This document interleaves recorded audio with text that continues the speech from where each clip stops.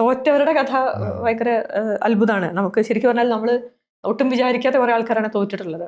അതായത് പ്രധാനപ്പെട്ട 3 മന്ത്രിമാര്, വനിതാ മന്ത്രിമാര് പരാജയപ്പെട്ടിട്ടുണ്ട്. അതിൽ ഏറ്റവും പ്രധാനം വീണ ജോർജാണ്. ആരോഗ്യമന്ത്രി വീണ ജോർജ് പരാജയപ്പെട്ടിട്ടുണ്ട്. അതുപോലെ ഉന്നത വിദ്യാഭ്യാസ മന്ത്രിയായിട്ടുള്ള ആർ ബിന്ദു എരിഞ്ഞാലക്കുടയിൽ നിന്ന് പരാജയപ്പെട്ടിട്ടുണ്ട്. അതുപോലെ ചിഞ്ചുറാണി മുൻ പിന്നെ കൃഷി മന്ത്രി ഒക്കെ ആയിട്ടുള്ള ചിഞ്ചുറാണി പിന്നെ പരാജയപ്പെടാനുണ്ടായിട്ടുള്ളത്. അതുപോലെ കുറച്ച് MLA-മാരും പ്രധാനപ്പെട്ട MLA-മാര് പരാജയപ്പെട്ടിട്ടുണ്ട്. അതിൽ യു പ്രതിഭ പരാജയപ്പെട്ടിട്ടുണ്ട്. അതിലൊക്കെ വളരെ പ്രധാനമാണ് പേരാവൂരിന്ന് KK ശൈലജ ടീച്ചർ, പിന്നെ വളരെ മിടുക്കിയായിട്ട് പ്രവർത്തിച്ചിട്ടുള്ള KK ശൈലജ ഈ സഭയിൽ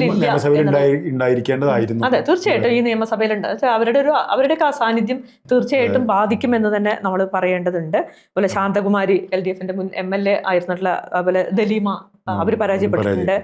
ആയിഷ പോറ്റി, അതുപോലെ നമുക്ക് ആയിഷ പോറ്റി UDF-ന്റെ സ്ഥാനാർത്ഥി ചെറിയ വോട്ടിനാണ് പരാജയപ്പെട്ടിട്ടുള്ളത്.